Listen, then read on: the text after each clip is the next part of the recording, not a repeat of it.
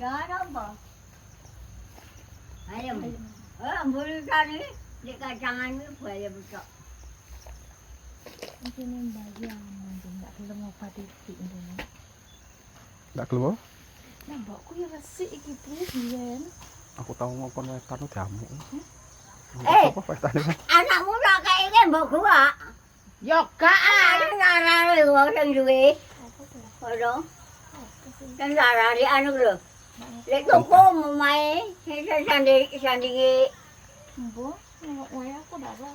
ya dicari ya.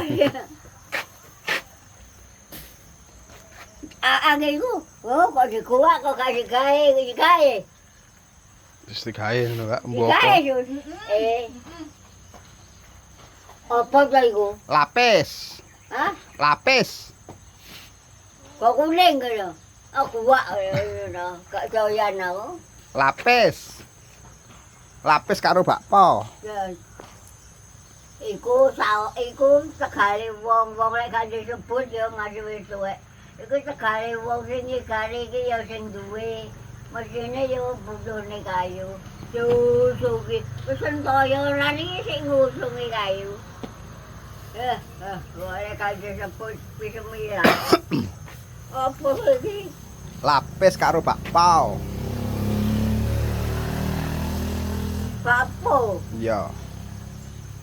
Mik lapis. Karo apa iki? Lapis. Piro iki? 2000. Hah? 2000. Aku kok bingung lah.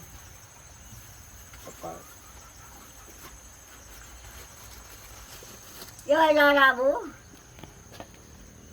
Kayak keripik. Keripik rebus semut. Untuk sego apa sing banget apa-apa. Warak.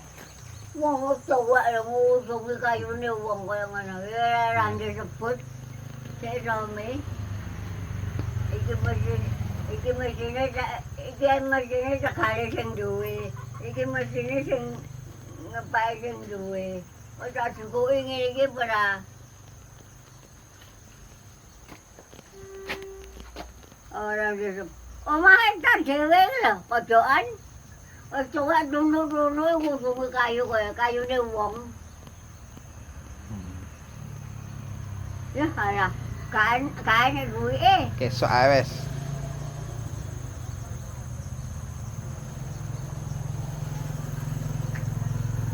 Ya, Iki lho. Wis, Ya. wis. lo kurang no, ya. Pas, pas. Ya. Gua kurang kowe rugi aku iki lho lek kowe rugi. Aku tersulo.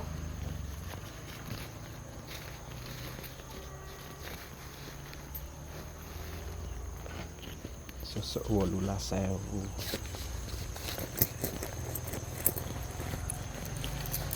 Kok sego tuku apa-apaan iku. Sesuk 18.000.